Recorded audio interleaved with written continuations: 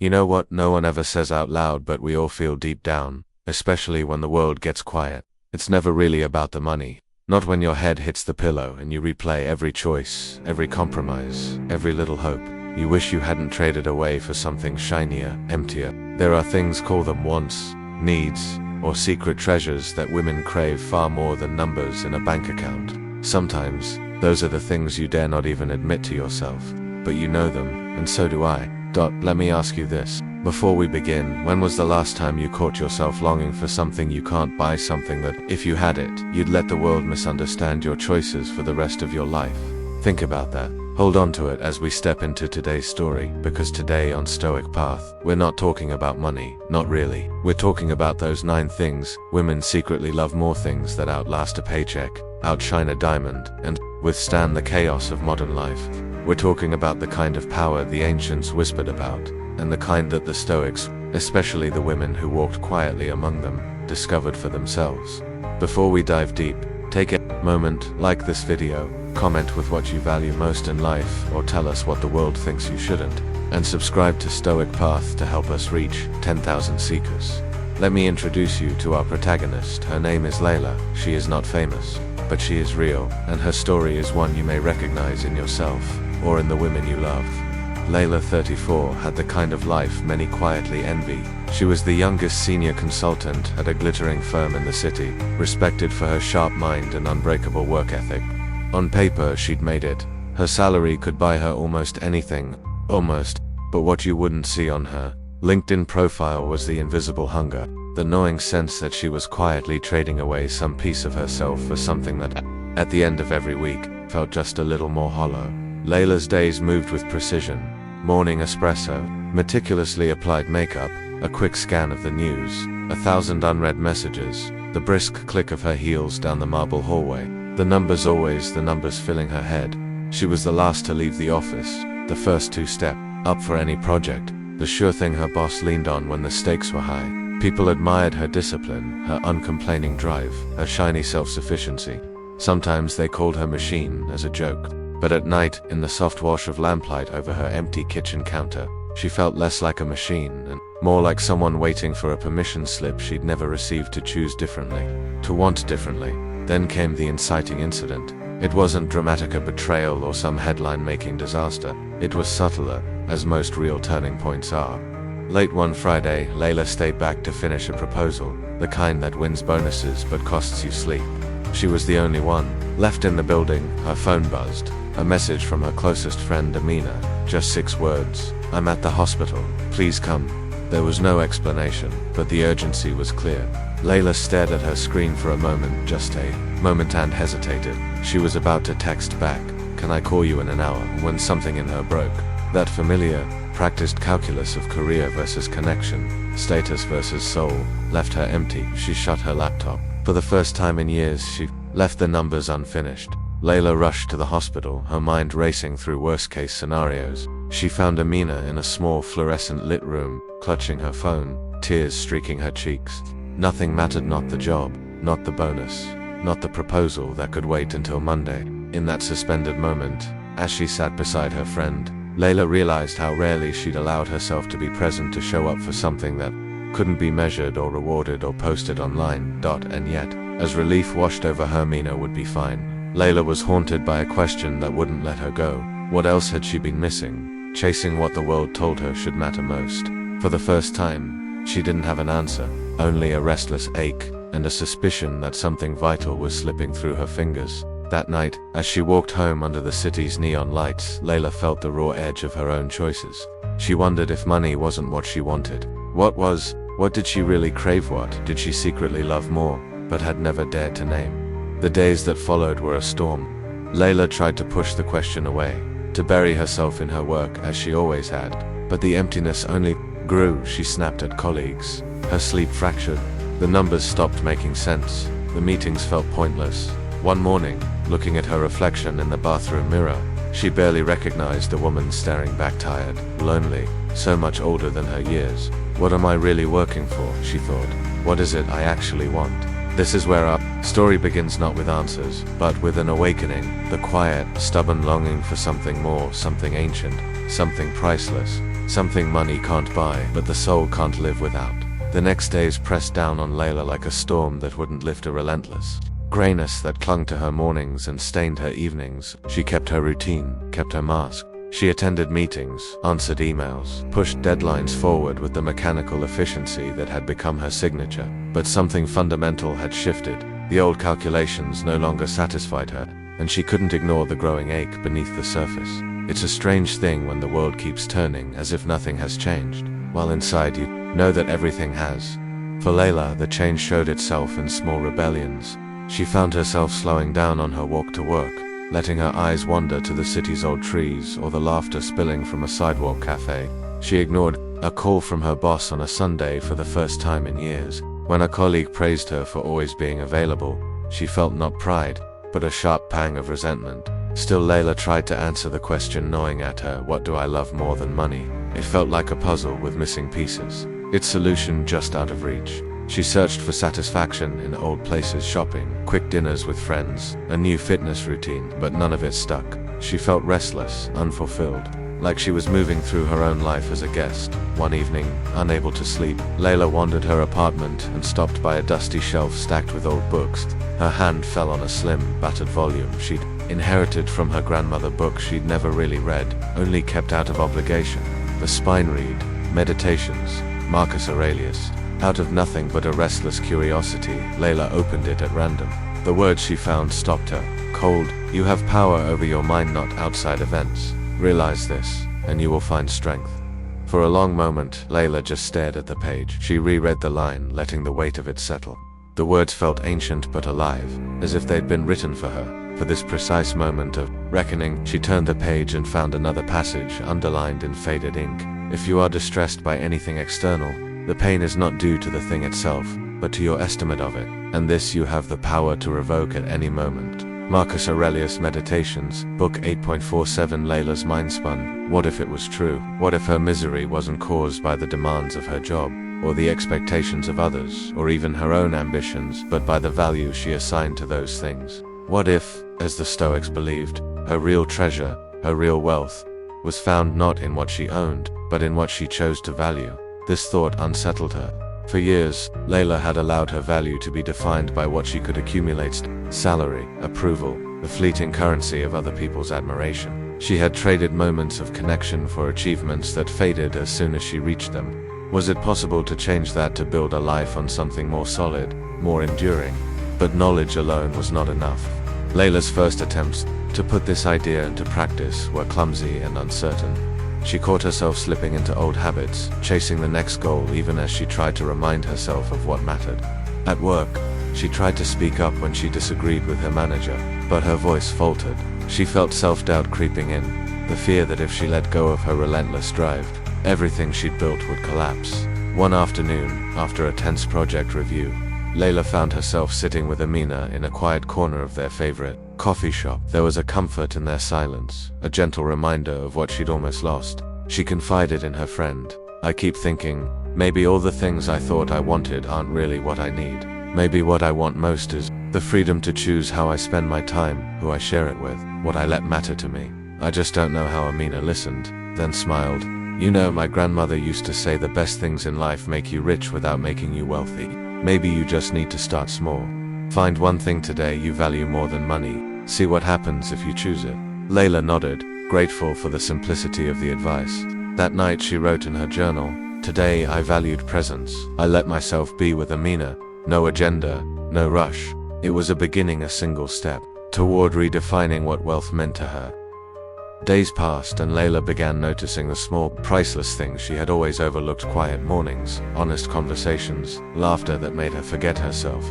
Each time she noticed, she marked it in her journal, calling them her hidden treasures. Some days it was the relief of saying no. Other days it was the calm of accepting what she couldn't control. Slowly, almost imperceptibly, the grip of her old anxieties loosened. The next time her boss asked her to stay late for a non-urgent project, Layla paused. She weighed her options, not by what would look best on her annual review, but by what would make her life fuller, truer. She chose to go home. And in that small, unremarkable moment, she felt the first hint of freedom, real freedom, the kind the Stoics spoke of. the freedom to value what could never be bought and never be taken away. Layla's experiment with presence was just the beginning. Like an old key turned in a lock, it opened something inside her, a door she'd long ignored. With each day, she became more deliberate, more questioning, even as the outside world tried to tug her back into old patterns. But the universe, as it often does, was not done testing her resolve. The next trial came swiftly and without mercy. Began with a corporate reshuffle, a rumor, then an email, then a sudden, breathless meeting on a grey Monday morning. The consulting firm was downsizing, positions would be merged, responsibilities shuffled, some faces quietly let go. No one was safe, not even the machines. Whispers of fear fluttered through the office, tension thickening the air. Layla's hands trembled as she read the first round of internal memos. She could feel her heart pounding in her chest. Her career, her identity, for so long felt suddenly fragile. This time last year, she would have launched into panic, working longer hours, volunteering for more projects, bending over backward to make herself indispensable. But now, with the echo of Marcus Aurelius still whispering in her mind, Layla stopped herself. She closed her laptop and sat perfectly still, letting the panic wash over her, then recede. What is truly in my control? She asked herself, repeating the Stoic mantra that had begun to shape her thinking. Her job was not fully in her control, nor were the choices of upper management. But her attitude, her response, her choices about where to place her energy, those belonged entirely to her. That evening, Layla sat on her balcony, the city lights flickering below. She pulled the meditations from her bag and read, almost at random. Very little is needed to make a happy life. It is all within yourself, in your way of thinking. Marcus Aurelius's Meditations, Book 7.67. A new idea took root. Perhaps true wealth wasn't about what she could lose, but about what she could never lose: her values, her integrity, her relationships, her sense of purpose. She began to list out, quietly, the things she secretly cherished above any paycheck. The honesty of a hard conversation with someone she cared about, the stillness of dawn before the world awoke, the rush of pride when she stood by her principles, even if it meant saying no, the comfort of knowing she had been present for Amina when it mattered most. One by one, the list grew. She was startled by how many of these riches had nothing to do with her salary, and everything to do with how she chose to live.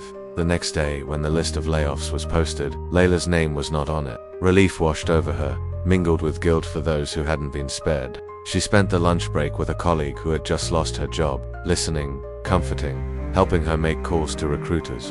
For the first time, Layla noticed how her own fear of scarcity had always made her turn inward, hoarding time and attention as if life was a contest. But now, something inside her had shifted. She could give freely, without calculating what she might lose. Later that week, faced another test. She was offered a promotion, one that promised more money, more power, more hours. It was what she'd chased for so long. Her manager smiled. "We know you're the right person for this. It's a big step up. Of course, it's not easy, but you can handle it, right?" Layla felt the old rush to desire to prove herself, to accept the offer just because she could. But she also felt the new, steady presence inside her, the part of her that had begun to treasure things that couldn't be listed on a resume. She asked for the night to think it over. Alone in her apartment, she weighed the offer, not by the number attached to it, but by how it would shape the life she was building. She thought of the 9 things she'd been journaling, things she valued more than money: honesty, presence, courage, kindness, wisdom, loyalty, peace, gratitude, and love.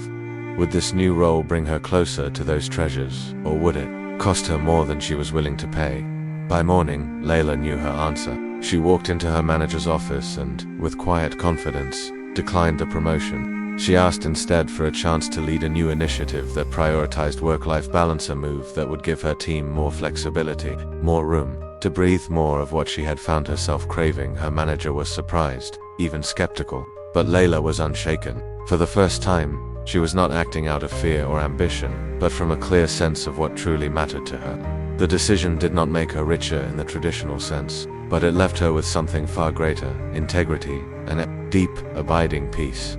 The weeks that followed were a subtle test, a crucible, not of fire and drama, but of countless quiet choices. Layla's decisions sent ripples through her life. Some colleagues whispered behind her back, unable to understand why anyone would turn down a promotion, especially a woman who'd worked so hard to climb the ladder. Her mother, always proud, was bewildered. "Why would you say no?" she asked. Over dinner one Sunday, It's everything we dreamed for you. Layla hesitated, but she didn't try to explain, not in words. Instead, she offered her mother a gentle smile and squeezed her hand, hoping that the serenity in her eyes might say what words could not. Sometimes the most important truths are the ones you simply live. Outwardly, Layla's life looked similar. Same job, same city, same friends, but inwardly, she was undergoing a transformation. She began to see each day as a series of invitations to choose what truly mattered, to honor the treasures she'd once overlooked. The meditations became her constant companion, its margins filling with her own notes and reflections. One afternoon, Amina joined her in a sunlit park. The city pulsed around them, but for Layla, time slowed. They spoke about little things: work, frustrations, weekend plans, memories from university. Amina paused, searching Layla's face. "You're different lately," she said quietly. "Happier, maybe, or just lighter." "What changed?" Layla smiled, a real smile, one she hadn't felt in years. "I stopped chasing what I thought I was supposed to want. I started paying attention to what actually makes me feel alive." She hesitated, then added, "It's not always easy, but it's worth it." Amina nodded, as if she understood more than she could say. The two sat in silence, listening to the distant laughter of children playing and the low hum of city life. For Layla, the moment was pure golden, hurried, unmeasured, utterly hers. Still, Layla was human. There were setbacks, moments when old fears flared. Once, after a particularly hard day at work, she caught herself fantasizing about how much easier things might be if she'd just taken the promotion, earned the bigger paycheck, bought her way into a different version of happiness. The temptation was real, but each time, she returned to her journal the list of 9 things that had become her compass. One day, as Layla sat in a quiet cafe, she opened her journal and read over the entries she'd written, sometimes hurriedly, sometimes with tears. Each item glowed with hard-earned clarity, authenticity, the power to be herself, without apology or pretense. Presence, the gift of being truly here, for herself and for others. Connection, real relationships, friendships and love, untainted by competition or utility. Courage, the strength to say yes and, more importantly, to say no. Respect, not just from others, but the deep, unwavering respect for her own boundaries. Peace, moments of stillness, when she could breathe without pressure or expectation. Growth, the freedom to learn, to change, to begin again. Purpose, a sense of meaning that made the hardest days bearable. Gratitude, the capacity to see beauty in the ordinary, to savor what money could never buy. She realized these were not just things she wanted, they were things she loved. They were the silent currency of her soul. The more Layla honored these treasures, the more abundant her life became, rich, not with possessions, but with presence and possibility. She saw it in small things. The way she listened without distraction, the way she stood firm in meetings, the laughter that came easier, the sleep that finally returned. Her world grew quieter, but also deeper. The noise of comparison faded, replaced by a sense of grounded joy. One evening, after a long day, Layla returned home to find a letter from her grandmother tucked between the pages of the meditations. The handwriting was shaky, but the message, clear: "My darling, life will offer you many currencies. Choose the ones that make your heart rich, the rest is only dust. Love, Nana." Layla closed her eyes and let the words settle. The ancients were right, she thought. True wealth is what we guard in the quietest chambers of the heart. The world kept spinning, bosses demanded, deadlines pressed, bills arrived, but Layla's perspective had changed. Each challenge was met with a steady calm, a silent question: is this worth more to me than what I already have? Most days, the answer was no. Her transformation wasn't loud or dramatic, but it was real. The people closest to her noticed. Some asked her secret, others simply drew closer, as if her newfound serenity made room for their own. And always, the 9 treasures remained, guiding, sustaining, quietly outshining all the gold in the world. Months passed, and the city moved from one season to the next. Layla's life was still busy. There were bills to pay, work to do, friendships to tend, and all the noise of modern existence. But there was a new rhythm now, an inner steadiness. Where once she had measured her days by output and external achievement, she now watched for subtler signs of success. The warmth in a friend's voice, the clarity after an honest no, the peace that lingered after a long walk in the rain. The world still offered temptations and tests. An old rival was promoted to a senior partner, stirring brief flashes of envy. A dating app date impressed by Layla's career with a smirk if she was always this disciplined, as if ambition were the only story a woman could write for herself. Family members still asked why she hadn't bought a bigger place, or at least a newer car. Sometimes, the old doubts would whisper in her ear, what if you're missing out? What if everyone else is right? But now, when those thoughts arose, Layla paused. She reached for her Stoic texts, her touchstone. She remembered what Epictetus wrote, wealth consists not in having great possessions, but in having few wants. Discourses. I-15, she understood, in her bones, that what she truly desired could never be bought or given by others. It was hers, to claim, quietly, every single day. One Saturday, Layla found herself invited to speak at a community panel about women in leadership. She hesitated. She wasn't the most senior in her field, not the richest, certainly not the most famous, but something in her had shifted. She was less concerned with titles, more interested in telling the truth of her journey. When it was her turn, Layla looked at the crowd, women of all ages, some eager, some tired, some clearly wondering if she had the answers they'd come to find. She began not with her resume, but with a question. How many of you have ever traded your peace for a promise of success? Hands went up, tentative, then almost unanimous. Layla smiled gently. I did, for years, until I realized that there are things I want, things I love more than money. Things that make life not just bearable, but beautiful. Courage, presence, integrity, connection, gratitude. I started to choose those things every day in small ways, and slowly, everything changed. The world didn't become easier, but I became stronger. She saw understanding in their eyes, a flicker of hope, maybe recognition. Afterwards, young women approached her, some in tears, to thank her for naming what they'd been feeling but couldn't articulate. One said, I thought I was the only one who felt like something was missing, even when I was winning. Layla smiled and pressed her hand. You're not alone. The ancients knew it too. What we love most is often invisible, but it's real, it's everything. Her words echoed the quiet wisdom of the Stoics. She wasn't trying to impress, she was trying to share the map she'd found, worn and imperfect as it was.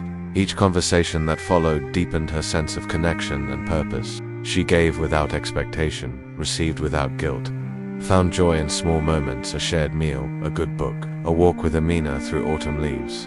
The final test came on an ordinary Thursday evening, long after the world had stopped watching. Layla received an email, an offer for a job overseas, double her current salary, all the prestige and promise she'd once longed for.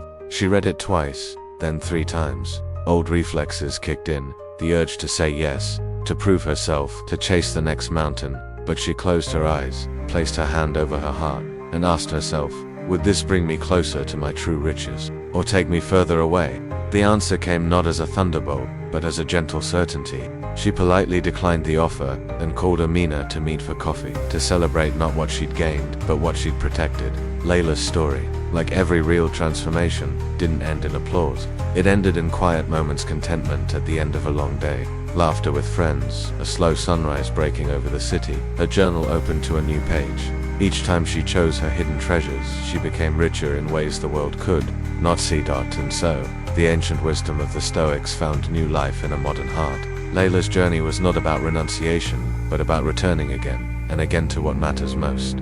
She didn't change the world, but she changed her world. She didn't silence the storm, but she learned, at last, to be the unshakable lighthouse within it. And that more than money, more than applause, is the wealth no one can ever take away. If this story resonates with you, if you see your own secret treasures reflected in Layla's journey, don't keep it to yourself. Like this video, comment below with your hidden riches, the things you love more than money, and subscribe to Stoic Path. Let's walk this journey together, and help 10,000 more people discover the ancient power that still lives inside us all. Thank you for listening. The path is yours to walk, and the richest rewards are already waiting within you.